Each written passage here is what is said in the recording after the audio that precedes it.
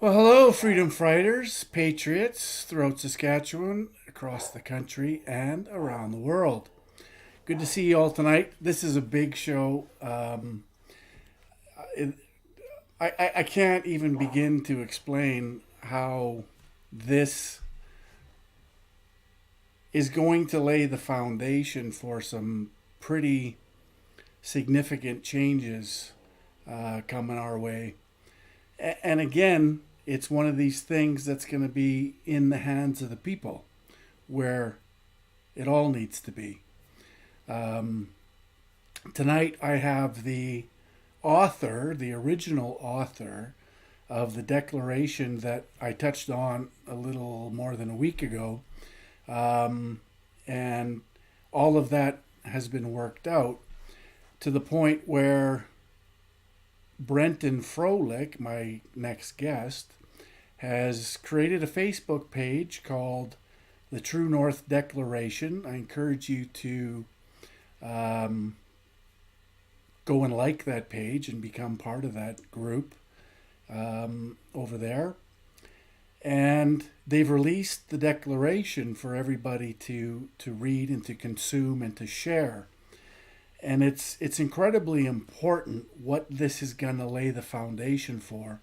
So this is something that, of course, the Buffalo Party in Saskatchewan is going to be putting forward to our membership at our AGM on April 1st and 2nd.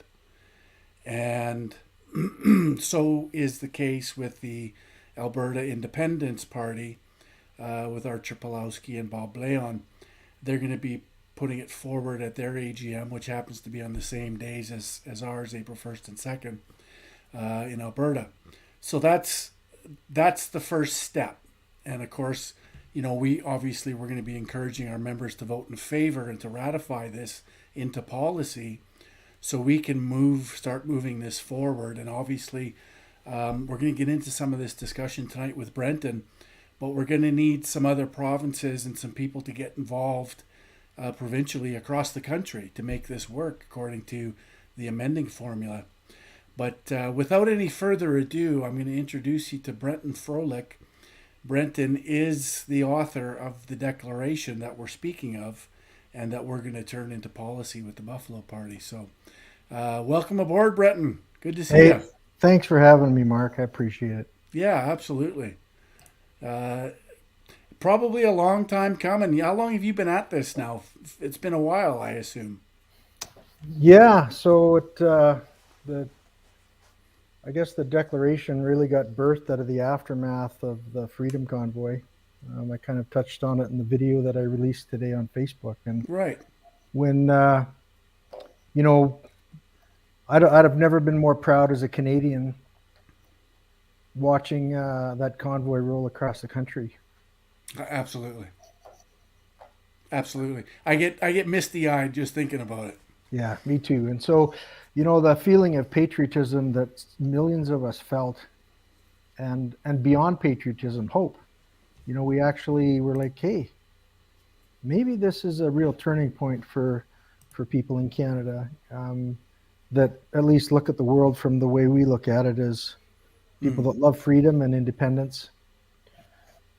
And when the convoy got shut down by the federal government, I was I was angry. You Yeah. know, As we all were. if there would have been a bar fight somewhere for me to participate in, it would have been an amazing brawl. Right. But Right.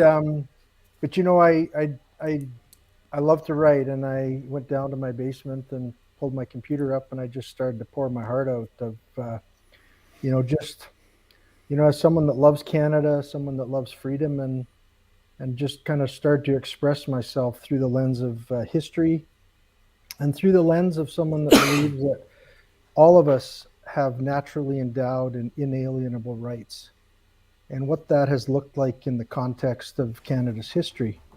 And so 100%. 13 months later, um, well, I guess in early February of this year, maybe the middle of February, probably about a month ago, I had met Salim Mansour at an event in Kelowna. Mm.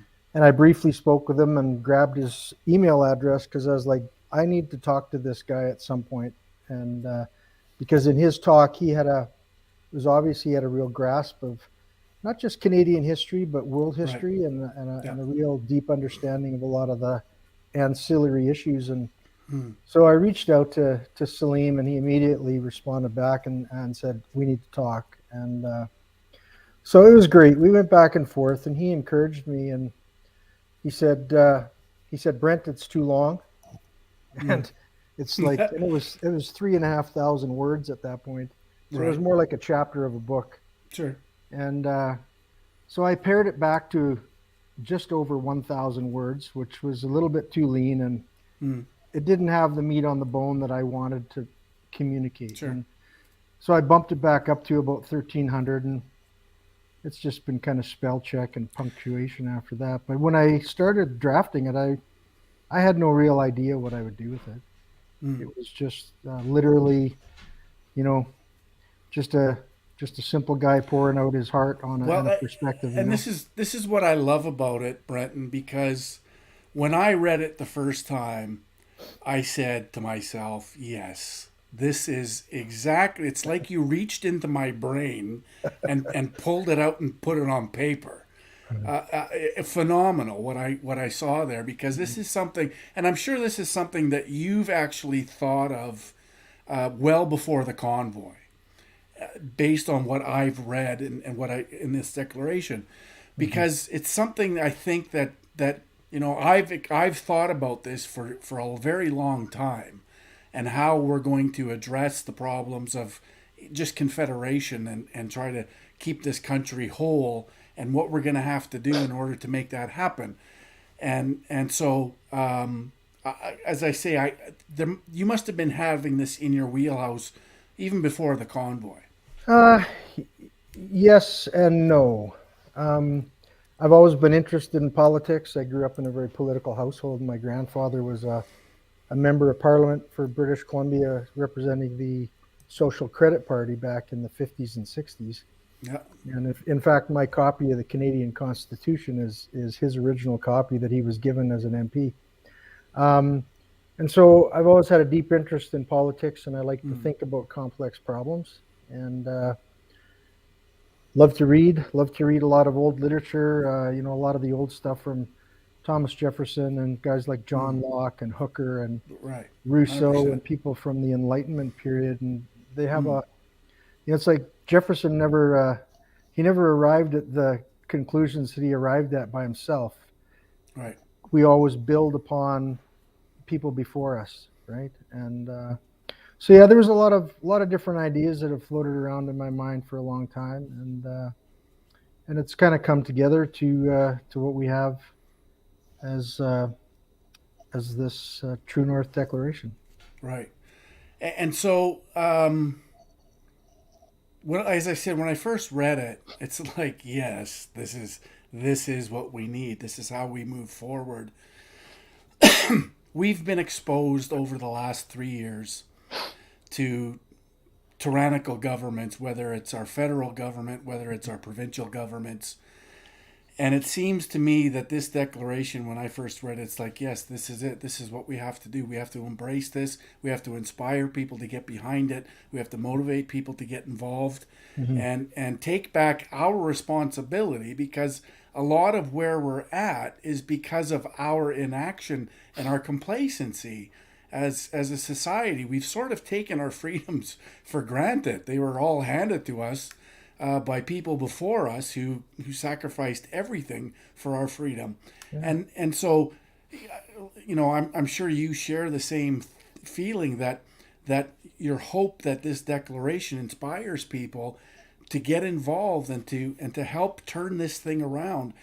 And I mean, my own personal experience. This is 100%. This declaration that you've put together, it just speaks to everything that I, as an individual, as a freedom fighter in this country, have gone through.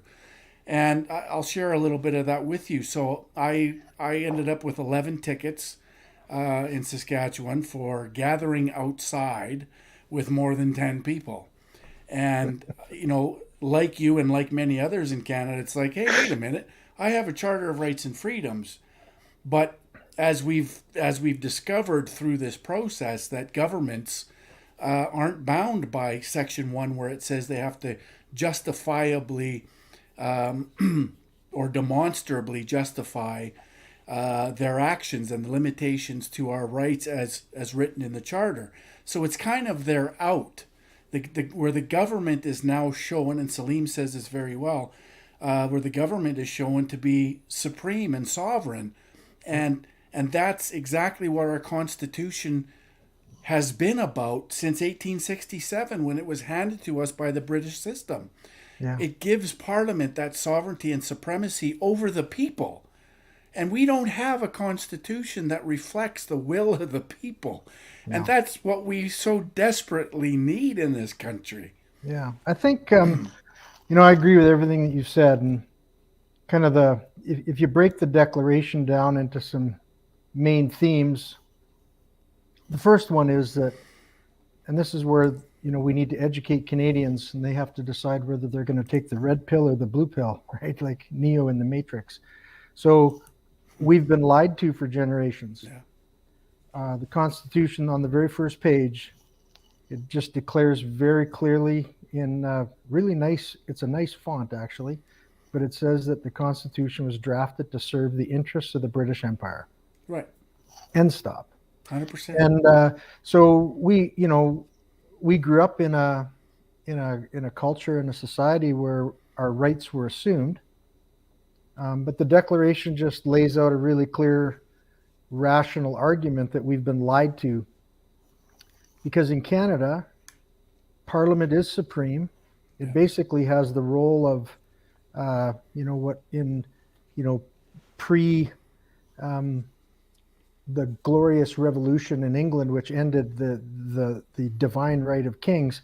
Well, we have the divine right of Parliament in Canada. And there is no such thing as a true right or a true freedom in Canada. We have privileges that are granted at the political whim of Parliament. And as we saw during the COVID crisis, that privileges can be granted to certain political groups at the expense of others. If you're not vaxxed, we're not going to grant you those privileges anymore. Right. 100%. We're going to fire you from your job, and so on and so forth. So, Canadians, I think the biggest thing that I want people to come out of this declaration, the number one thing is the Canadian people have been lied to. People need to ponder that really carefully, because, none of us like being taken for a fool, right? Right, 100%. If you invest in something and it goes sideways, no one really wants to talk about it. Well, and I think a major issue here that people have to come to terms with is again this idea that Parliament, even as recent as 1982, issued us our rights. They gave us our rights, which means whenever they determine, and whatever the whim is of government, they can come and take those rights away, because they're not inalienable. They're not God-given as I see them. Yeah. And I've always looked at my rights as my rights, inalienable, God-given rights. Yeah. And that's how I look at this. And that's why this declaration, I think, is just so incredibly important and can really inspire people to get behind, because it's now and here where we can change the whole landscape of our country and put the power back into the hands of the people where it belonged right from the beginning. Yeah. So we have, you're correct, we have legal rights in Canada, which ultimately is just a privilege. Because if it's not a true right, something that, if someone can take something away from you, it's not yours. Exactly.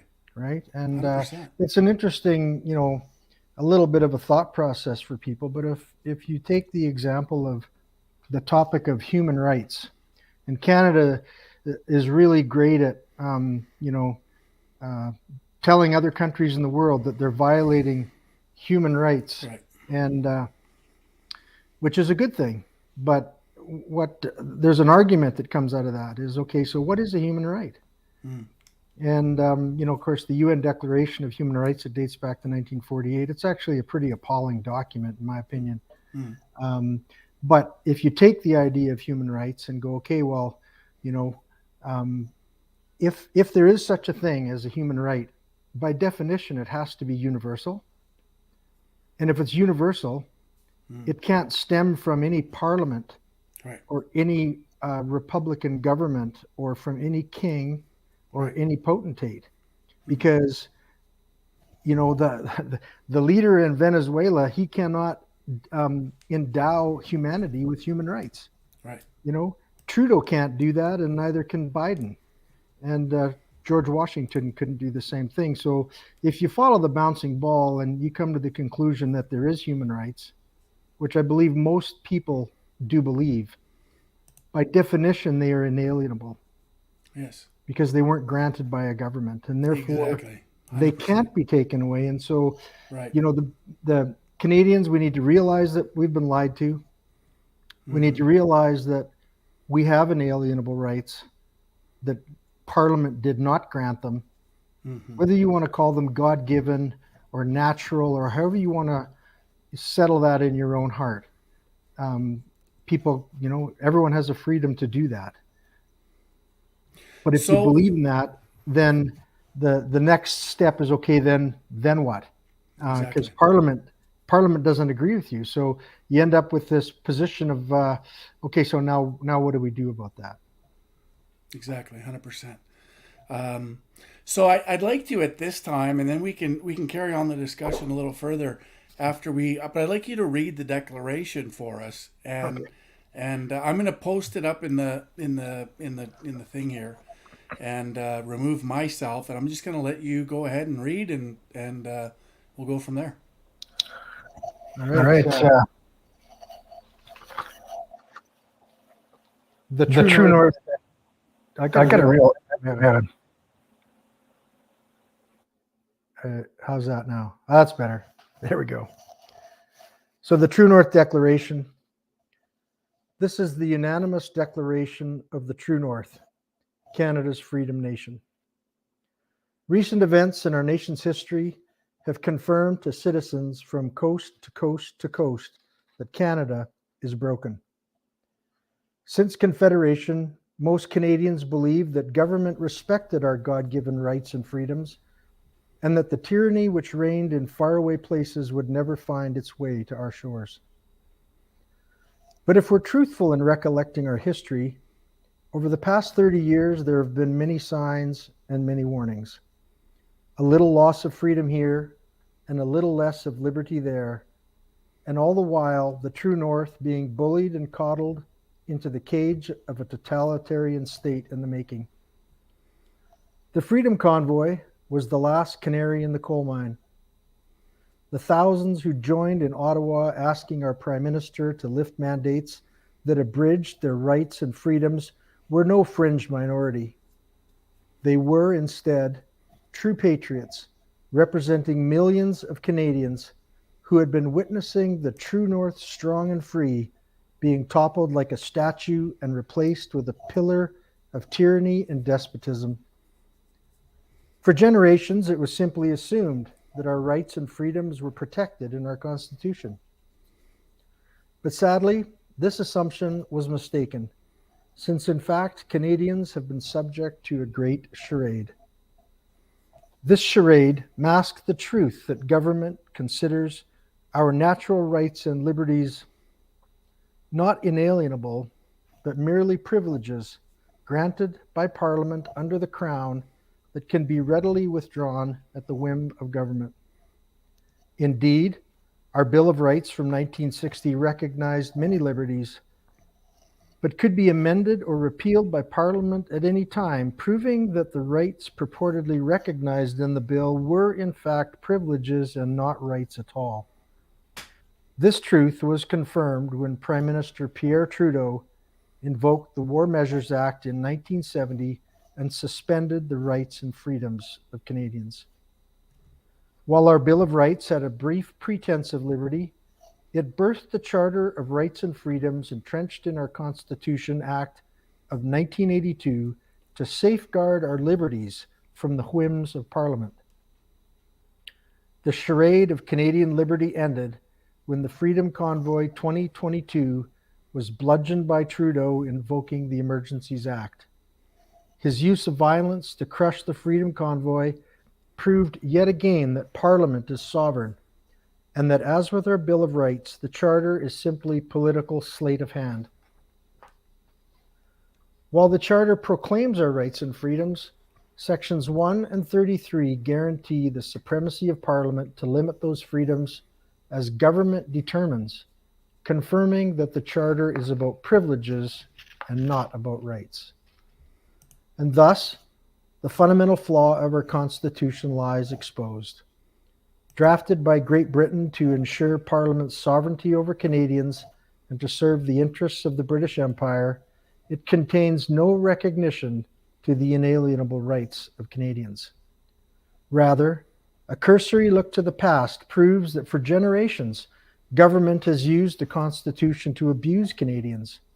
The Indian Act, the internment of Ukrainian Canadians during World War I, the internment of Japanese Canadians during World War II, forced sterilizations, the MK Ultra experiments, the crow's nest freight rates, the National Energy Program, ideologically driven gun control, and Prime Minister Justin Trudeau's campaign to destroy the natural resource economies of Western Canada.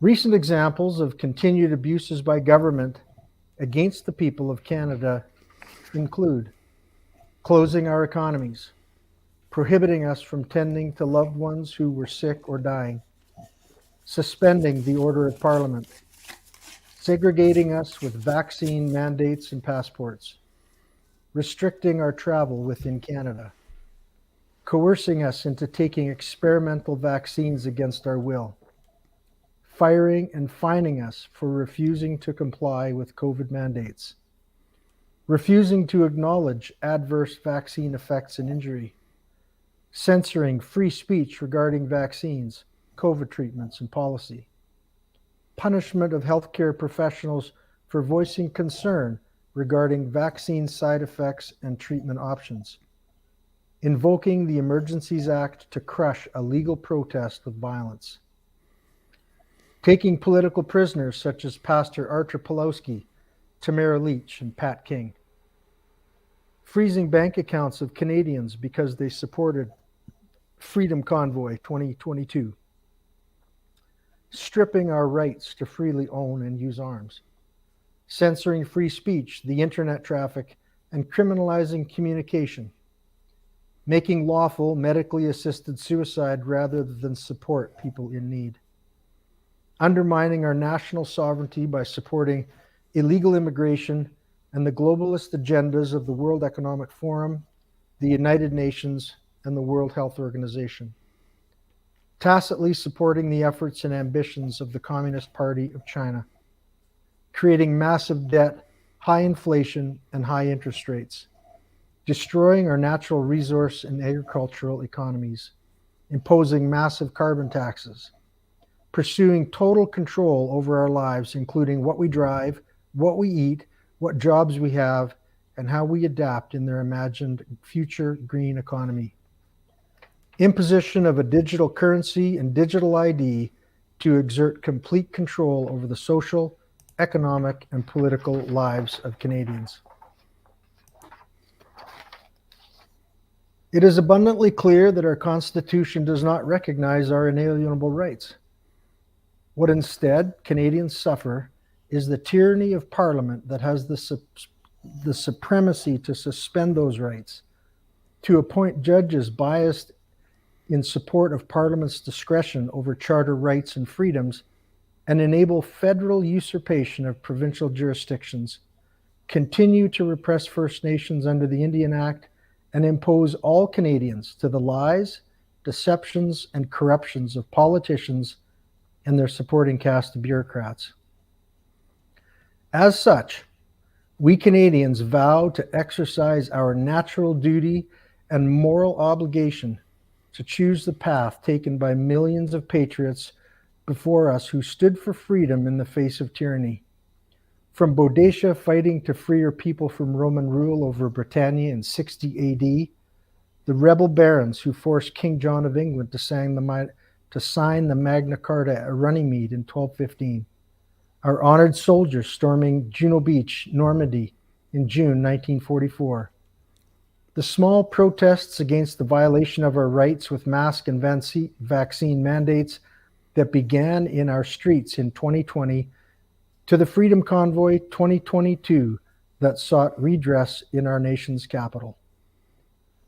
Therefore, whereas all people are created equally with naturally endowed, inalienable rights and liberties, and whereas the natural authority for the creation and legitimate operation of civil government are derived from the people, and whereas we believe that the fundamental objective of government is to preserve and enlarge the freedom of Canadians through the vigorous defense and protection of our naturally endowed rights, and whereas we believe that provinces and territories must have distinct and independent constitutions guaranteeing their greatest sovereignty within a confederation, and whereas we desire a constitution that will unite all Canadians in a commonwealth of freedom, equality, and purpose, that reserves sovereignty to the Canadian people, where all levels of government are constrained by established limits,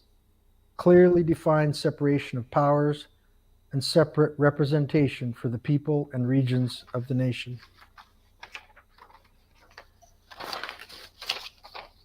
This is my favorite part. Mine too. This is where we get to draw a line in the sand and say, I'm in. Right. Therefore, we declare, we are the true North, Canada's freedom nation. And we will not surrender Canada to the political elites and their post-nationalist agenda. We believe all people are created equally in the image of God with inalienable rights and liberties, including the right to life, liberty, and personal property. We believe in the power of loving God and loving our neighbor as ourselves.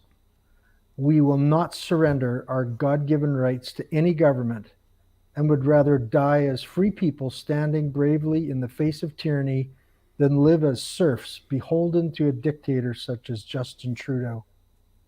We will hold the line and not comply with any law, order, regulation, mandate, or directive from government that infringes on our inalienable rights and liberties. We will freely exercise our inalienable rights and freedoms, including the right to free speech, the right to self-defense, the right to privacy, the right to practice our faith, the right to freely associate, and the right to personal property.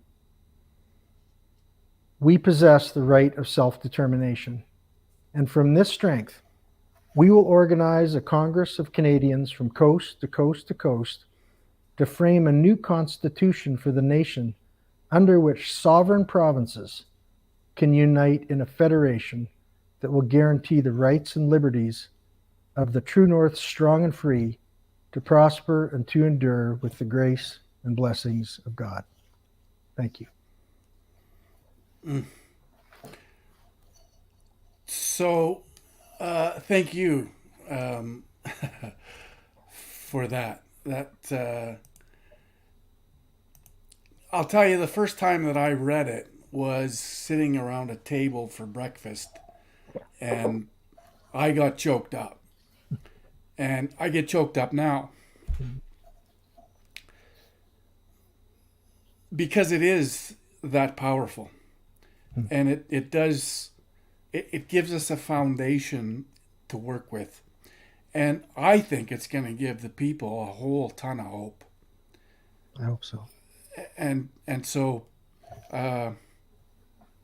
thank you for drawing this document up and sharing it with political entities such as the Buffalo Party that has completely embraced this and we're going to put it forward at our AGM.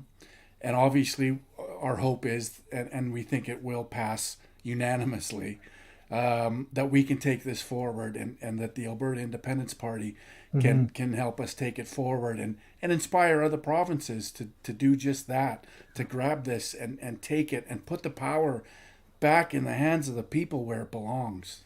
Yeah.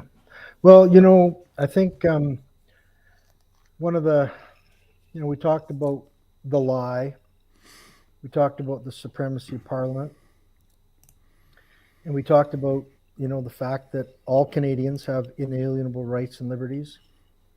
And, when people understand that, um, Parliament should bend a knee to the people. It shouldn't be the other way around. And for if we're willing to accept living in a country where our Constitution dictates Mm, whether you have rights or not, that's not a kind of country I want to live in. And so, 100%. we need change. I think one of the compelling things that conclusions that I've come to in this process is that, and this is where you're very involved with the Buffalo Party, is that provinces in this country need to be sovereign within a federation, and they're not. Absolutely. Every province carries water for the federal government, Yes. and the federal government is in every drawer of the dresser Yep. of a province's bedroom, and it ought not to be so. And I believe that the strength of the strategy behind this idea of taking an axe to the current constitution that we have, and giving Canadians an opportunity to participate in drafting a new constitution for the country, and provincially enabling political parties in the provinces that, like the Buffalo Party, that Mm, will begin drafting a constitution that's not going to be in line with the BNA Act. right. That's what we have to do. We have to do something. We have to color outside the lines. Mm, We have to pursue a vision that is completely opposed to the current parliamentary system, yeah. in order to make something different that the people can actually grasp and go, you know what, this is what we want. Because Mm, Parliament's never going to change. I don't know what you think, but I don't think that it doesn't really matter what political party is in power in Ottawa.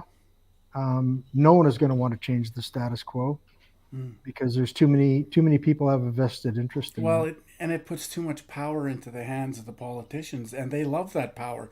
The Yeah, establishment loves that power over the people.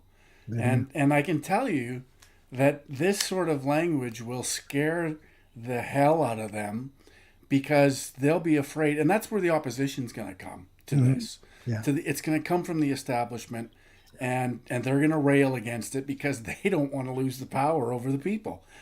And, No. and and that's why this is so important, and this is going to expose so much more of our rotten, corrupt system. Yeah. It's such a beautiful thing. Yeah. So we're just encouraging people to read the document, talk about it with your friends, share it. Um, it's yeah, it's hopefully it's thought provoking to So, people. Brenton, Yeah. tell people, people are asking in the chat where they can get a hold of this document, where they can find it. Well, it's on it's available to copy and share off of a Facebook page called the True North Declaration. It's on Facebook, and it Mm, was posted this morning on there. And feel free to share that. We're getting set up to sell large printed copies of the Declaration to help bootstrap our project. mm, We've already actually taken pre-orders for a whole pile of them, very good. and so next week. This Go is ahead. historic. This is historic. Yeah, well, I don't. It's never been done in this country. No, I mean, and I mean, it's kind of crazy thinking that we're sitting here having a conversation about, hey, it's Yeah. broken, so let's Let's take some draft a action new to fix it. Yeah. let's draft a new constitution that makes the people of Canada sovereign, Yes. and truly recognizes our inalienable rights. wow, that's a really kind of a radical idea. And of course, Right. everyone's, you know, it's a big. I know it's a big endeavor, and it's actually. I was thinking this morning about John F. Kennedy's famous speech when he announced that America was going to put a man on the moon. Kind of Right. unheard of. Right. Um, a technological wonder of the day. Mm. Um, but it started with the decision. With an idea. Yeah. Yeah, good, bad, or indifferent. They decided, hey, we're going to put a man on the moon, and We're going to do and by this. the way, we're going to beat the Russians there too. Right. Um, and so, can't be done by Brent. It can't be done by Brent and Mark. No. This is going to take the entire freedom movement of the country to come together and create a process out of a discussion of how to move this agenda forward. Yeah. Because it is about the people. You opened with that, and it's so 100%. true. 100%.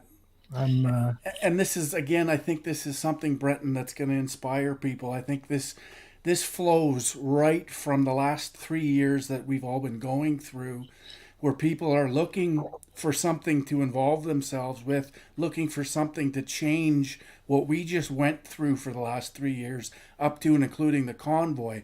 And the timing of this is perfect, and it's sort of natural and organic flow from that. And the fact that there's political parties, and of course I'm associated with one that is embracing this yeah. and wants to move this forward.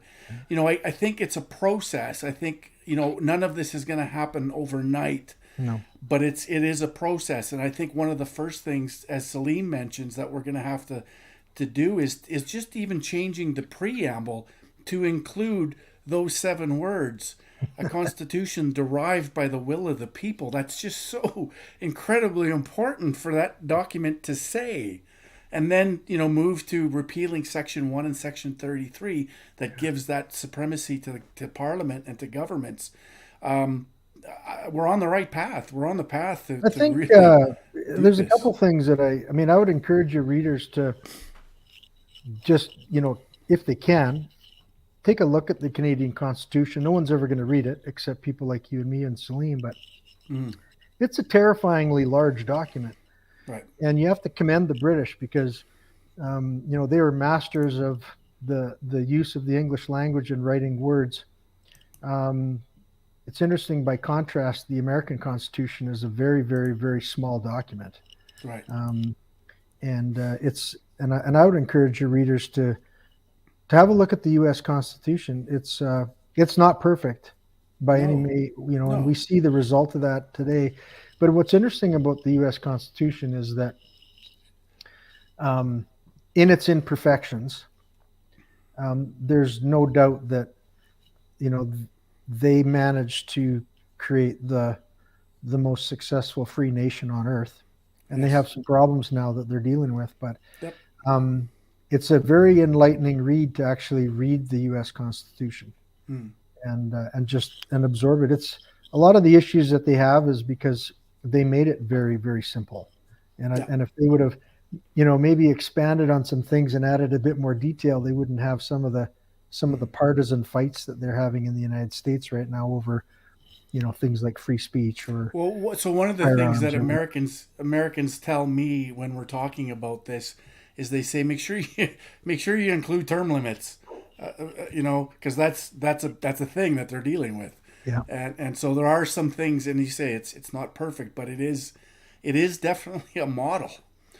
I think it's the best model that's worked Yeah, globally, and absolutely. I think there's a skeleton there that's worth looking at in terms of some of the things of how they separated um, various branches of government. I don't think that they went far enough, especially Mm, for a complex society like we have now with finance right. and things like that. But Yeah. I'm excited to be part of this national discussion about inalienable rights Yes. and how to create a path forward that engages the Canadian public in a process that, like you said, it's going to really kind of scare the pants off politicians because It the will. last thing anyone in Ottawa wants is a bunch of crazy uneducated people from Western Canada starting to frame a constitution because Right. what do we know, right? That actually reflects the will of the people. It's Well, just, it's it's just, it's no, beautiful. Yeah. it's it should be a people's thing, and Yeah. 100%. so we're Absolutely.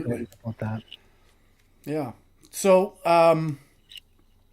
I think myself and Salim are going to talk a little bit more about this tomorrow evening. You're welcome to join us if we go ahead and do that.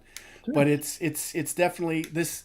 This is all going to be a process, and part of that process is going to be educating people, and this spans left and right. People that are committed left or right or whatever. This Yes, spans across yes. all of those that Well, dichotomy. to just interrupt because you bring Yeah. up something that is, I think, probably the most incredibly important piece of modern discourse. Excuse me. The left and right thing has driven me crazy for a long time, and one of the problems that I think about is how to bridge that gap Right. because so much of it is out of selfish interest, and Mm. some of it is from ideological divides, and some of that may be irreconcilable. I'm not sure. I think it depends on the person and their experience, but Right. um, one of the things that I hope is true. I hope that across all political spectrums, that Canadians can understand a couple of things. Number one, that in Canada, it's just a fact we do not have inalienable rights that are recognized. Well, and that's It's huge. a nonpartisan thing. Yes. It should be that, that's just a fact. History bears that out. Whether you supported the Freedom Convoy or not, that's irrelevant. Right. And the other piece and this is the foundation, John Locke referred to it as the beginning and end of civil government. And I Mm. referred to that in the declarative portion of the Declaration, is that there should be no partisan divide on the understanding and believing and holding to be completely true that all people are created equal and they are endowed with inalienable rights. We can 100%. we can have a discussion on what those rights consist of. Yes. Everyone's going to have a different perspective, and even regionally, people in Quebec might have a different perspective on what that looks like as to people in Alberta and Saskatchewan. But the idea that we have inalienable rights and that those should not be infringed upon, that should be nonpartisan and cut straight across party lines. And 100%. if we can Absolutely. if we can make that case, and if we can do it in a compelling way that resonates with Canadians, that is going to be the key to successfully moving forward the vision and the mission of drafting a new constitution. So since I read this, Brenton, of course, me and Salim have had numerous conversations. I've had conversations with other people, and the overriding thing in this is we're going to get some opposition, and it's going to be very interesting to see who exposes themselves as opposed to this, because those are the people that don't want the people to have the power that they should have always had. Mm-hmm. And this is why, again, when we talk about inalienable rights, who doesn't want inalienable rights? Like who doesn't want those rights to be supreme over government? The king, Parliament, Right. yeah, Exactly. people in That's it. power, The, yeah. the but the people, regardless of political bent, they want inalienable rights. I hope that's true, I Mark. mean, I'm sure there's some that It would be love the warm interesting. embrace of government, but Well, you bring up a good point, and it would be interesting to see what, you know, I'd love to have this discussion with Jagmeet Singh, you know, and right, right. I'd love to have I another can't discussion. wait. I I'd can't love to wait. have another discussion with Justin. I actually had a long conversation with Justin Trudeau in the parliamentary library a number of years ago, before he was prime minister, Mm, and I was there. I was in Ottawa on business, and I had some time to kill. So I love books. I love libraries. So I'm wandering around in the parliamentary library, and mm, and oh, I see Justin Trudeau. So I went up and started chatting. We chatted for about, I don't know, 35, 40 minutes. And unfortunately, I walked away from that conversation far more unintelligent than I was when I started that Of conversation. course you did. And Yeah. in fact, I called my wife um, back home, and our kids were quite small at the time. And I said, honey, I said, you're not going to believe who I just ran into. And she said, who? I said, well, he's going to be a future prime minister. We know that. And I said, I'm terrified because I just talked to the guy and he's not that bright. No. And, and it was really sad to see, because we talked about a lot of issues on, national security and the economy and big issues of the day. And it was like, he just wasn't engaged in any of it. It was just like, yeah, this is kind of fun. And I Right. thought, man, we're in for a rough ride with you, man. And 100%. but but seriously, I would love to have a conversation with him again and say, hey, so where are you on inalienable rights? What's your stand on that issue? What do you think that Well, I think we know where he is on that. lowly people deserve that, or But yeah, I think we kind of do. But I would hope that Jagmeet Singh, he's supposed to be representing a political party that had its roots in Saskatchewan, and it's about hardworking people. Um, I kind of doubt he would agree with us, but I think that the common person would be far more open to it. And this is the thing. I can't see common people not being on board with this, and this is why I think it's so powerful. And it's something, Brenton, that I think, we talk about unity. I think this is something that can unify people. This is something that can bring people together with common purpose. And I like how the declaration mentions, the globalists and the post-nationalists, because it's important, because that's obviously the enemy of our time. And so this just all moves in exactly the right direction it needs to move in. And I can't wait to start, pushing this forward. Well, if we stick to what's true, Yep. And we remember to love our neighbor. We all make mistakes. You and I both know that. But there's, as long as we're willing to love our neighbor as ourselves, which means we Yes. forgive and we move on and we keep working together. And if we can keep our message on the things that bring us together, which are our inalienable rights and freedoms, I think that 100%. that crossing those partisan divides might be easier than we think they are. So again, this process is going to include provincial parties embracing this and adopting this as policy, like we're going to do with the Buffalo Party at our AGM, and the Alberta Independence Party is going to do as well. And a question that somebody asked me to ask you tonight is: so are you willing, once the parties like the Buffalo Party adopt this declaration, are you willing then to allow these particular parties to change the name of the declaration so it's more in line with what the party sees as a vision?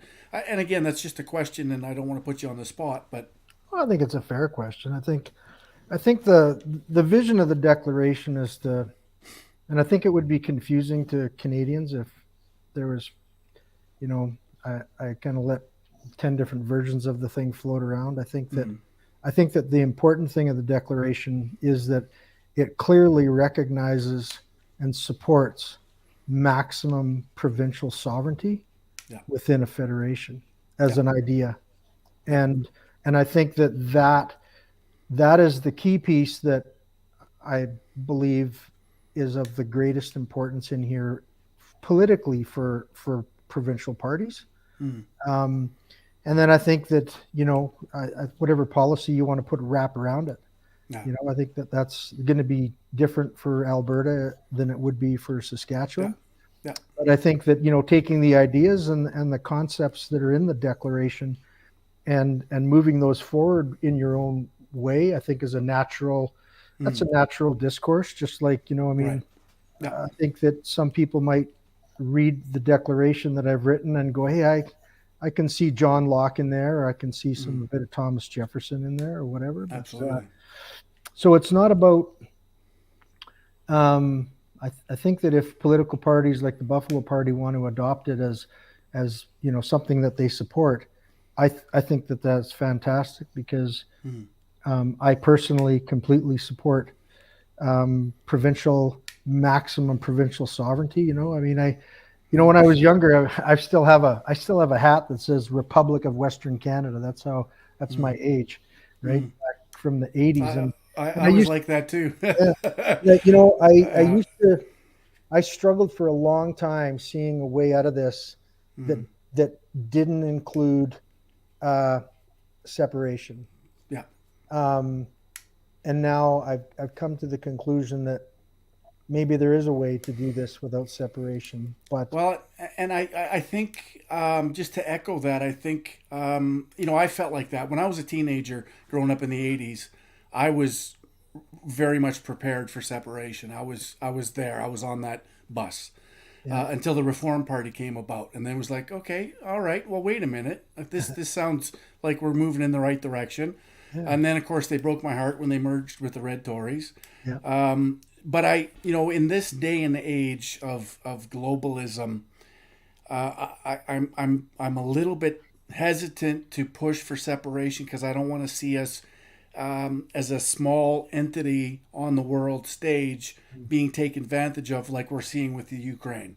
mm-hmm. And so I think we're much stronger to as a nation in confederation, but obviously with some major changes and amendments Mm-hmm. to our constitution that again put the power back in the hands of the people. And I think that's what this does. And so this is the first step toward uniting this country. Yeah, and I think the Buffalo Party and the Independence Party are on the right path for Alberta. I mean, I'm not saying that they should or should not separate. I'm not going to get into that conversation, but Yep. I think that pursuing, like, what province would not want to have absolute maximum autonomy and sovereignty Exactly. from the federal government?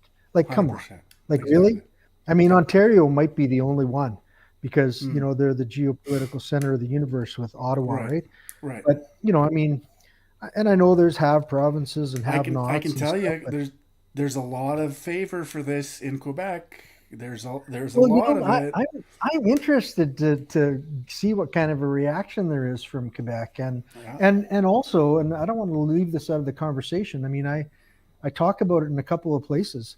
Um, this needs to be a process, and it's going to be interesting to see what transpires. But you know, I want the First Nations of Canada to be fully 100%. embracing this opportunity to Yes. rewrite history, right? Yes. I mean, This is a huge opportunity for them as well. if ever there was a time to, Yes. you know, what, Yes.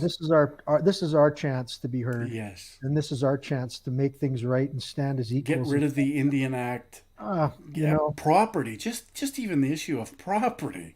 well, I mean, it's just it's there's so many appalling. things. It's Yeah. appalling, and we could Yeah. talk about it for hours, We could. and a lot of it's heartbreaking, but it's dehumanizing. Yep. And and the fact Yep. that, I mean, and let's just call a spade a spade. What we have in Canada is still apartheid Yes. when it comes to the First Nations people of the country, 100%. in many, many, many ways, and it's a long time to be gone. So it's going to be interesting to have those conversations, Yes. and see who sees this as an opportunity. And Yes. everyone's going to have their angle, right? I mean, it's a political world, and rightly so, because that's the engagement of human It discourse. is. Yep. But I hope you're right that there's going to be interest from Quebec, because I that believe could there will be be. that could be uh, Huge. that could be a very, very huge thing. Can Yes. you imagine a day when Quebec and Alberta are actually partying together politically, Right. and happy to see one another Right. in political discourse? I mean, could Hmm. you imagine that day? Well, and the people, I think in large part, as we saw with the convoy and we saw with other Canada Day events where we did come together, and the people have no problem. It's the politicians that divide us, right? They're the Exactly. ones that create that divide because as divided, we're easily conquered. And Yeah. so this is the recipe for unity. This is the recipe for putting the power back in the hands of the people. And I just love it. So, Well, I'm very humbled to have the opportunity to share it, and you know, mm, I I had a month ago. I didn't have any really. I didn't have a. I didn't have a clear idea of where this was going to go, Yeah. and very humbled that it's been receiving Yeah. the gratitude and the response that it has. 100%. And I It's carry that time. It's with time. thankfulness. And timing is everything. And it is time. And you've come to the table with this. And, you know, we've embraced it because we love the language and it's something that we needed for a very, very long time. Yeah, awesome. So thanks again, Brenton. And anytime you want to come on and talk about it, just let me know. Send me a text and we'll bring you on and Well, we'll have that thank you. discussion because it's We are going to important. be. We didn't talk. It's kind of funny. You didn't ask me what my plans are, and Yeah. I was going to tell you. I actually didn't want to talk about them because I didn't want to burn gunpowder. Um, but you know, we we do have an overarching kind of a direction and stuff. Yeah. But there's an old military axiom that basically says that once you have contact with the enemy, your plan goes out the window. Right. And so we're waiting to see what happens. We're gathering some experienced people to put in our war room and on our board, Yeah. um, and we're going to see where that takes us. Are going to we're going to put some efforts into helping educate Canadians on their rights, Hmm. and we think that that's the first step. What's the story that you've been in? What are your rights? What's the role of Parliament really in Canada? I think that a lot of Yeah. Canadians, and I'll close with this challenge to people out there, is that we've been exposed to the truth. Um, Whether you didn't like the Freedom Convoy or not Hmm. is irrelevant. But Yep. I think most Canadians, at some point in the back of their head, are going to, not real comfortable with some of the things that have happened in the last 3 years. 100%. And Absolutely. people need to make that decision like Neo did. Hmm. Are you going to take the blue pill and go back to the way you were and just live life and everything's going to be fine? Hmm. Or are you going to take the red pill and embrace reality Right. and participate in change? And so that's a challenge for every Canadian to answer on their own. Absolutely. And this is one of the things, and this is why I say timing is so important with this because coming out of the last 3 years, what that has exposed people to has been very enlightening for a lot of people. Yeah. And they recognize that obviously Parliament and the provinces, as of now, are supreme and sovereign, and it's Yeah. not the people. The people have these don't have inalienable rights, and Yeah. that's where we need to go. That's the direction we have to go naturally and organically, and this is going to flow very nicely from that. So, The funny thing is that throughout history, these exact conversations have happened around all sorts of campfires, they sure and have. and in the rooms of old castles in Europe. Like, Yes, what are we gonna do with this King John yes, fella? Because we have rights, he yeah, doesn't recognize them. But if you look at the history of how Runnymede actually took place, it was a mm, process where they had to wield political power mm. in order to get what they wanted, and we have to do the exact same thing. So I like to refer this really as our 1776 without firing a shot. Wow. Well, someone said the pen is mightier than the sword. Right, Yeah. 100%. And we So can. This is the beauty of this is we can do this without firing a shot. We if can it do gets, this. if this gets remembered like that, Yeah, I don't know, I'm just almost come to tears for I hear you. saying something like that. But It's you know, big. I don't want this to be about me. Um, Mm. I'm just an ordinary guy, and but Well, you unlike you put you, together a heck of a document, my friend. And like you, I have a heart of passion for this country, yes, and it's going to be people like you and like me, ordinary Canadians that yes, have a heart it and a has to passion be for the country that changes the nation. It's never going to 100%. be, as much as I like Pierre Poilievre or like a different politician or Maxime Bernier, Mm. the the BNA Act and our Constitution Act of 1982 make it impossible for them to deliver the freedom that we want and need. Exactly. 100%. So yeah, it's up to us. It's up to It the is up Canadian to us. people. It is up to the people. And Yeah, the people can actually do this and succeed. I think And so. and we'll get there. Well, Thank thanks you very very much. much. Yeah, thank Thank. you very much, my friend. Anytime you want to come on, just let me know. Send me a text. We'll bring you up, and All right. we'll have another chat. We'll have All an right. offline discussion too. All Thanks, right. buddy. Sounds good, man. Yeah, Have a you good day. bet. Take care. God bless. You too. So, Brenton Froelich, the architect or the author of this declaration, and I'm not kidding when I tell you this. When I first read it, I choked up, and it was in my hotel room. And then I went for breakfast with a bunch of people, and we talked about all of this first. And then I asked if it would be okay if I could read it.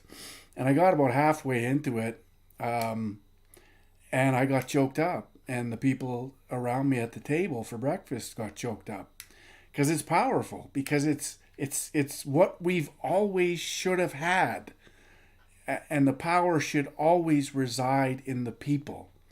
And through this freedom movement that I've been giving my blood, sweat, and tears to for 5 years, always talks about putting the power back into the hands of the people.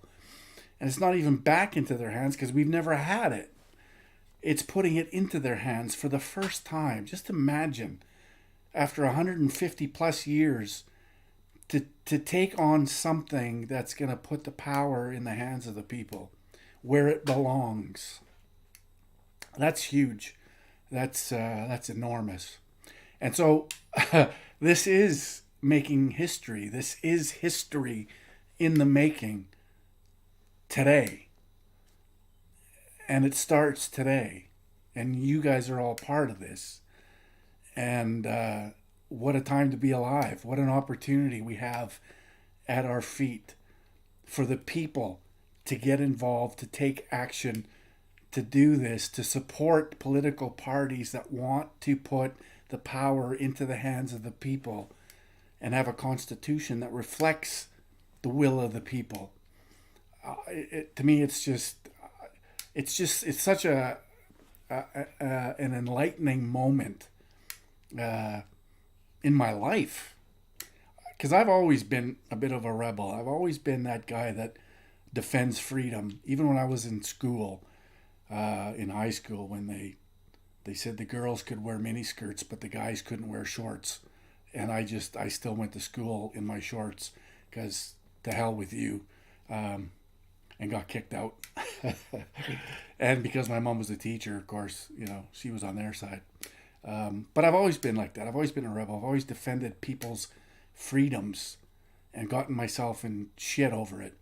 But this is just such a moment in my life that I can be part of this transformation and moving and putting the power back into the hands of the people. Giving them the opportunity to do that is enormous. And huge kudos to Brenton Froelich for creating this, and to Salim Mansour for taking part in, in that process. And me and Salim have been on this for a while. We've been talking about this, and we found a way. So here we go. This is it. Yes, definitely watch the replay. You guys, do me a favor, share this out. And if you want to check out the declaration itself, it's on the True North Declaration on Facebook. Go there and check it out. It'll probably at some point, once it's adopted by the Buffalo Party as policy, it'll be up on the Buffalo Party website, Independence Party of Alberta website, and of course I may see if I can put it on the Forum for Canadian Sovereignty website as well. And so here it is. This is the starting point. Let's make some history. Let's change the world. All right. I love each and every one of you folks. And that's going to be a wrap for tonight. Thanks to everybody on Facebook, YouTube, Twitter, Rumble, DLive, and TikTok. We got this. We really do. We got an enormous opportunity, and we got to run with it. Let's make it happen. All right. Ciao, folks. We'll see you next time. Me and Salim will be on tomorrow night. We'll probably talk about this a little bit more.